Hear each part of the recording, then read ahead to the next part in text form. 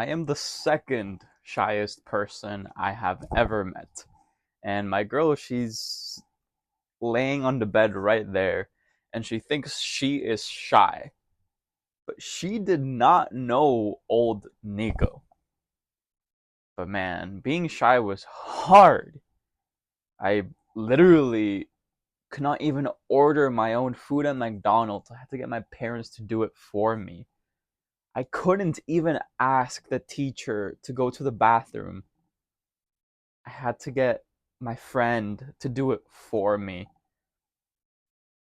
People next to me in class, when they would see that I did the answer, I did the problem, the math problem the teacher asked us to do, and that I finished it, and they asked, and the teacher asked, "Has anyone finished?" And I'm just there going like, and the kid next to me has to say, "Nico finished. He's done." I was I'm decently smart, not to toot my own horn or anything, but I got the answers right. I would never raise my hand. People would speak for me. I always spoke with a tone, a tonality, and volume like this. But how did I change? What happened? Because now I have friends that love me. I can speak to strangers. I can hold a conversation very well. How did I change? I'm going to tell you exactly what I did. But to sum it all up, it's baby steps, man. Baby steps. I was born in Ecuador, and I lived there until I was 7 years old. And when I was there, I just kind of naturally had a group of friends. But my parents, one day, all of a sudden, told me we were going to move to Turkey. From Ecuador to Turkey, that's such a huge change from South America to the Middle East. Why would anyone do that? I don't know. My parents did. Actually, I do know the reasons, but it's a story for another day. But yeah, when I moved there, I do have to say it was an international school, so everyone there spoke English. But I didn't speak English. I only spoke Spanish. I didn't know anyone. So I kind of became very shy and reserved. Eventually, I built up a little bit of courage and self confidence, and other people found me.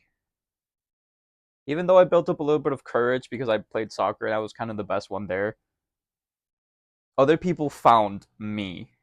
And kind of my status playing soccer slash football. I can't believe I just said soccer. I like saying football better. But yeah, kind of my status because I was the best football player at my in my classroom of 20 people kind of gravitated people towards me. And I made one of my best friends of all time, Steven. He's living in North Carolina now. But yeah. But lo and behold, 2 years after an amazing time making friends in Turkey, I had to move to the United States, to southern Florida. And that's where the shyness got bad.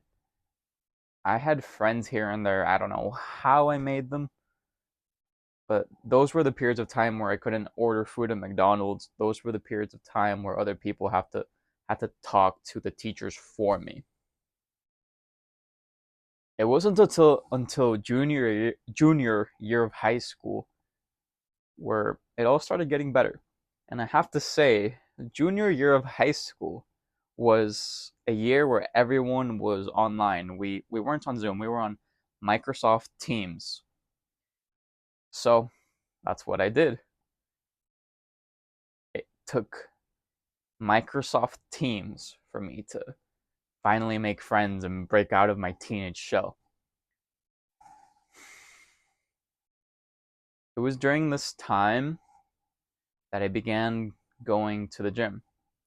Now I know what you were thinking, or you're kind of dumb for it, but if you were thinking that being behind a screen is what let me come out of out of my shell and talk to people behind the screen in Microsoft Teams, then you're mistaken because my progress did not come in Microsoft Teams.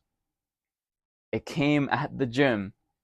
And also, no, I'm not going to say that the gym gave me confidence and you should start lifting so you feel good about yourself. No. Even though it did build a little bit of confidence and I felt more secure in myself, I used the gym as a playground to practice my social skills and take baby steps. But to be honest, I didn't do it consciously. It sort of just happened naturally. I've kind of before I even set foot in the gym, I kind of started consuming gym content. Eventually, I started going to the gym. I kind of already knew a little bit how to do the exercises, and little by little, you have to you have to interact with people at the gym. You just do, or you're gonna be like a little weirdo over here waiting for the machine. What are you gonna do? Like look from afar? It kind of forced me to take the very first baby step that I took. I really have to go to the bathroom right now. Oh my gosh. It was asking, how many sets do you have left? 2 sets. Okay. 2 months later, I got the courage to ask, can I work in with you? So I worked in while they were using the machine. 5 months later, hey, what's your name? And I kept asking more questions. Where do you go to school? Do you go to my school? Shout out Cypress Bay. And I started meeting more people. I was able to speak, and that's when I built enough confidence in myself in my social skills to be to feel good. And when my junior year of high school ended, when it was all online, and it was senior year, and we were actually going to school in person, I was a social butterfly. I was too confident and egotistical that when I look back, I kind of cringe. But there was something amazing I did on the very first day of school in French class. I walked in, I saw mostly everyone there were girls, but there were two guys in the back talking. I just I just thought they seem chill, they seem cool. So I walked up to them and I was like, "Hey, my name is Nico. What are your names?" Their names are Fran and Sebas. Sebas moved to Ireland and then he moved back to the United States, but Georgia this time. And Fran still lives close by, and I'm still friends with him. It was the start of a beautiful friendship. So, what do you guys have to do? You guys have to take baby steps. What can you do? Maybe you're too scared to go to the gym. I don't know. Take a baby step to go to the gym or go outside and walk. That's all. I know you may be thinking this won't do anything, but just go on a walk. And the next day, you're going to walk with your shoulders back in good posture. I know you're thinking this won't do anything, but we're progressing. And the day after that, you're going to look at strangers in the eyes.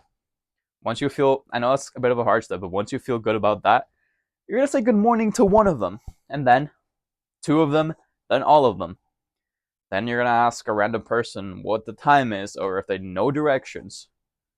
Little by little, you'll feel slightly better about speaking to strangers. You'll be able to practice your tonality,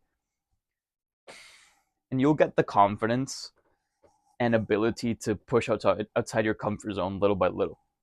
From then on, you can start reading books like How to Win Friends and Influence People. You can learn how to actually make people like you, not just get over the fear of talking to them, which was the hardest thing for me. And then you actually have to practice what you read. When I was reading How to Win Friends and Influence People, I would use my play around the gym and I would practice everything I did. I literally have a huge list of names from people I met at the gym because How to Win Friends and Influence People, the book, told me to remember names. Whatever, you have to take baby steps little by little. I really have to go to the bathroom right now. God bless you. I'll see you later.